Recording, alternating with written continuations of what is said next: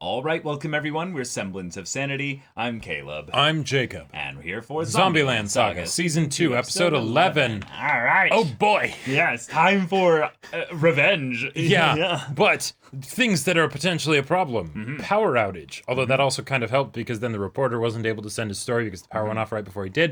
Right. But, you know, he's still out there and a thing. But in addition, storm that swept the house into the sea. Yeah. What do we do? I feel like that could pose some problems. like, is everyone okay? yeah. What even is this curse that we're fighting against? Right. Because there is an actual curse, apparently. Well, I mean, every time they've tried to go this far, stuff has happened. But it's just I'm keeping my fingers crossed for the like shelter, stadium basically that then turns into the best concert ever that reaches all ages. Right. And it could happen. It could. Yep. But we'll have to see them rise from Indeed. Rise from the dead, basically. What is dead may never die. Yeah, exactly. As they literally get swept into the ocean. Yeah. So, y'all, without further ado, let's get into this. All right, everyone, now be sure to go check out the reaction portion of the video in the description below, then come back here for the discussion.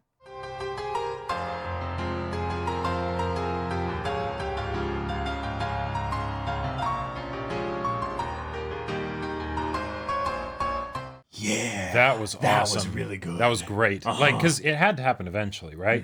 And this is the perfect circumstance for it. Perfect. They did have some makeup. Right. But, you can't wear makeup too long. And in order to cover up the fact that they're zombies, it has to be thick makeup. Right? So it will actually just cake and fall off eventually. Yeah. Okay. Cool. But you know what? The kids don't have a problem with it. Nope. Because you're not scary. You're Franchouchou. That was the sweetest little bit. Yep. And then, of course, they can cover it up with it was zombie makeup. Right. And then the fact that the reporter is there just watching this whole thing unfold, realizing how much they're putting into this. And it's not about whether or not they're idols. Right. It's about the fact that they're doing this for just the sake of doing it. Like they choose to do this. Yeah. And that's all the reason you need. So right. How is he going to be recruited to help them? We'll see. I'm guessing maybe some combination of trying to spread some story about what they're doing here.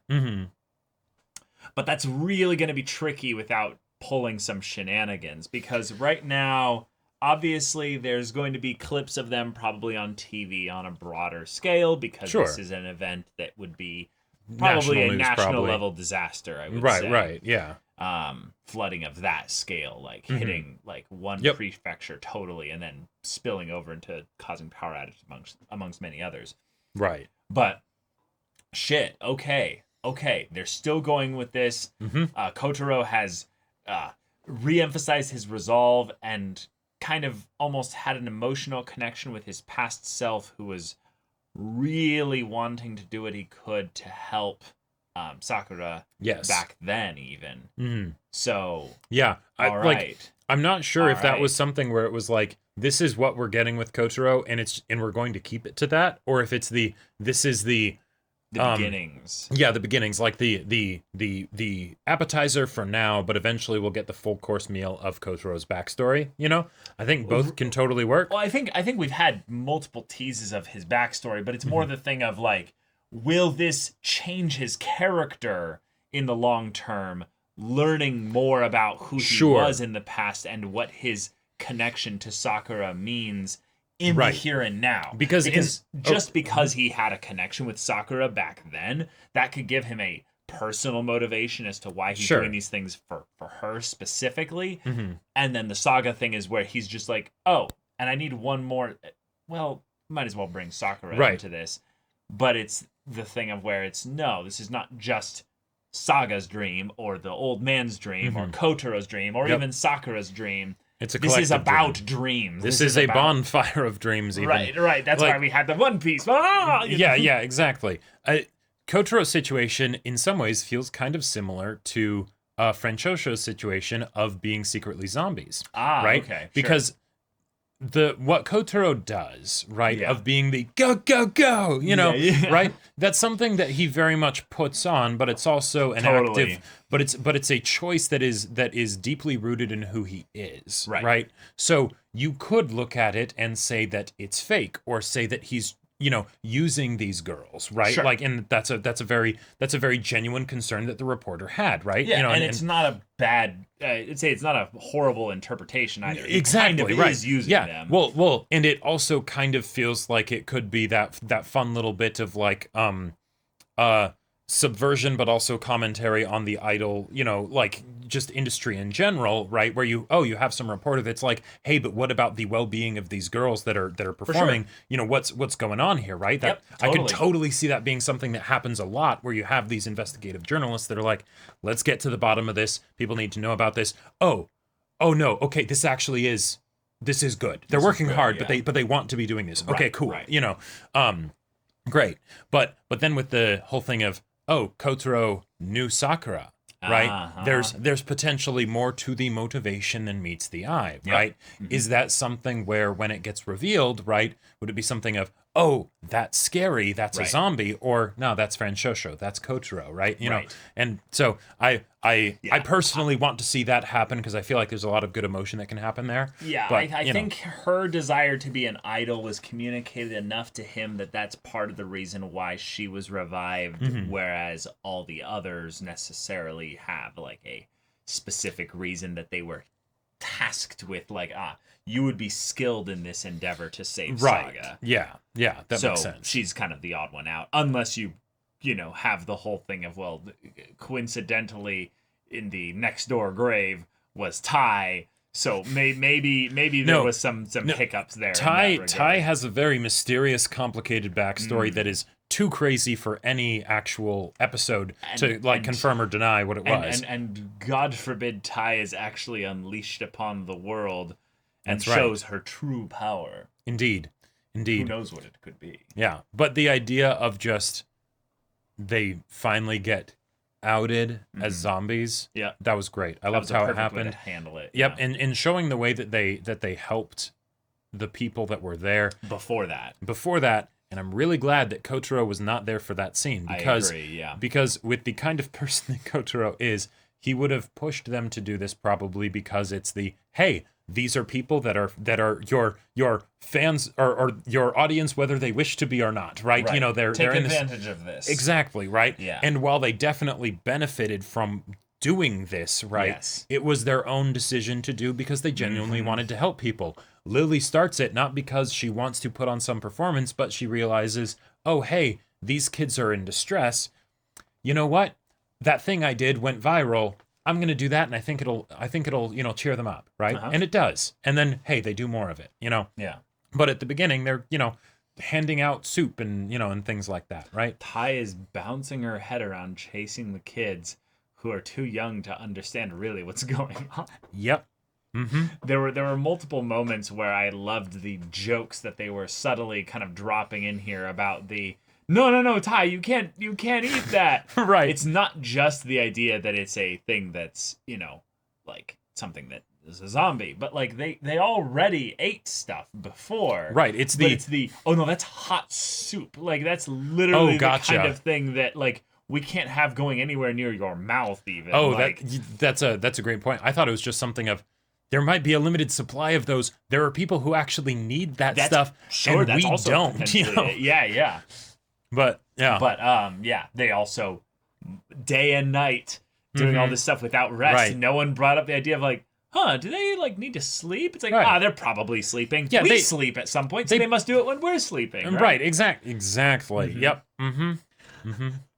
I love also that they showed the specific days and times they went through, because there is a possibility though that given that it was such a short amount of time, basically, like it went for like 4 days or something, they could have just, you know, taken little naps here and there and, you know, spent 20 hours awake basically every single day. Yep. Like that's something that is possible. Yeah. Right.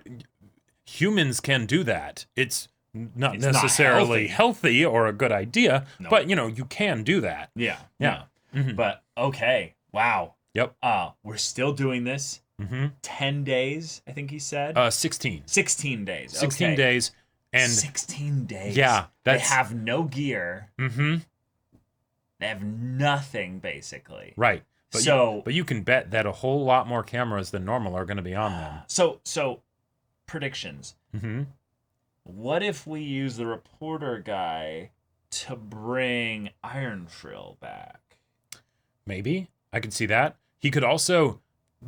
I could see him using his potential connections to be like, there's a story here, not of they're zombies, but they are going to pull off the impossible show at the impossible stadium. Now, okay, but how do you distribute that story beyond his clientele to the point where it actually means something?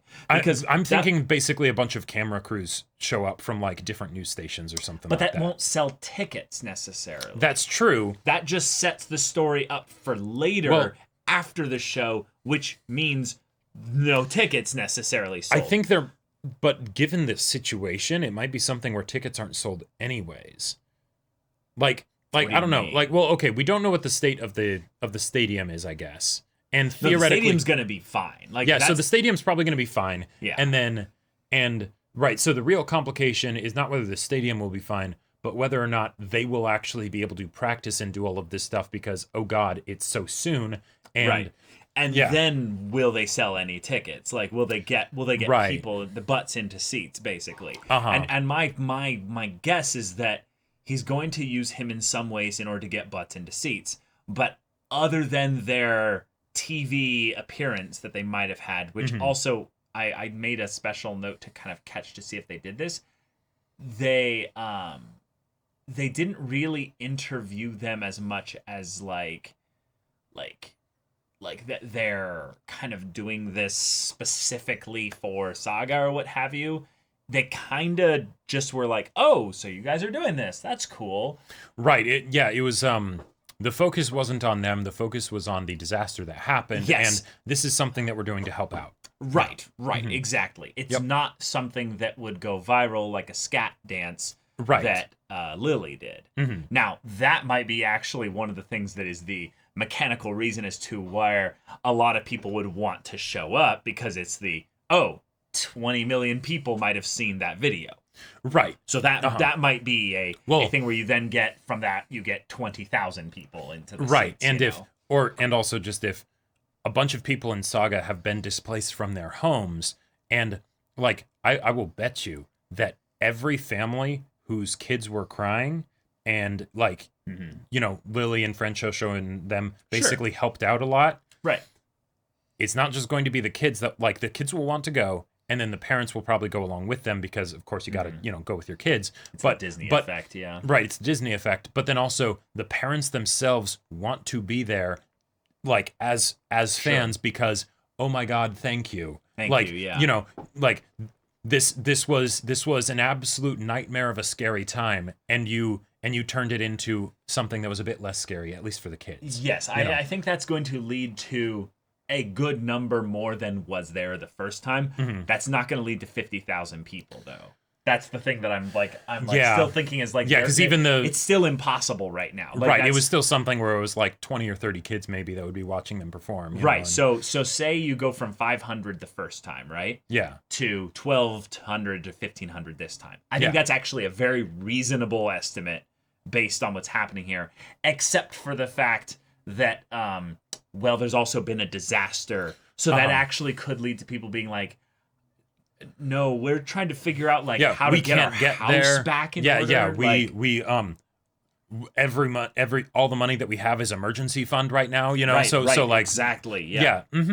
So it's really like almost impossible right now, unless something dramatically changes, which is where I think Kotaro has got to cook up some serious shit here. Otherwise, something I could see happening potentially if they get enough of a story behind it. Yeah, is that the stadium maybe could end up basically saying, "This is now maybe this wouldn't work, but like that they they get a bunch more people inside, not as a ticket selling thing, because then that could be seen as basically profiteering off of a disaster, you know? So then they basically do it as this is how we're... It's a charity thing. This is a charity thing where because you've like all this crazy stuff has been happening. The city needs this. The city needs a night of fun. So basically. we'll pay citizens to show up, or just basically say open admission, come on in. No. I get what you're saying. I get what you're saying. But Franchouchou is going to need to rent out the stadium. So either Franchouchou gets some special deal where they're like, no, you don't need to pay that much for this there. But I don't think that's what's going to happen here. I think the city would need actually a legitimate, reason for them to basically say, hey, we're going to use the stadium right now to do a concert. It's like, well, there was a disaster just recently.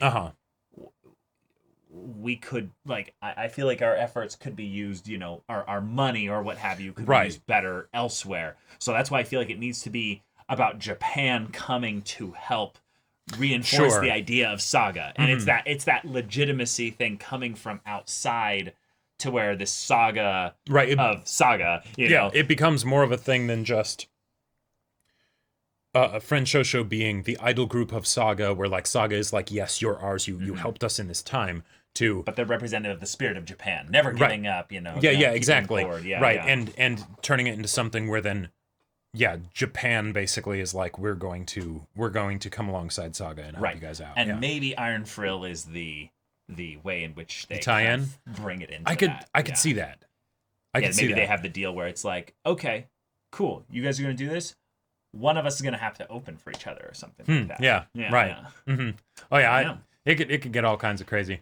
But Kotaro is fired up, and he's gonna do everything. I'm gonna have it eternally. Right. Yeah, exactly. We will keep moving forward until the entire world has been rumbled with your sound. Right. and I'm like, okay, if this is like, Kotaro is already pretty high up in general on the energy, fire, get stuff done scale, right? So what is he going to do this time? What could he blow our minds with? Right.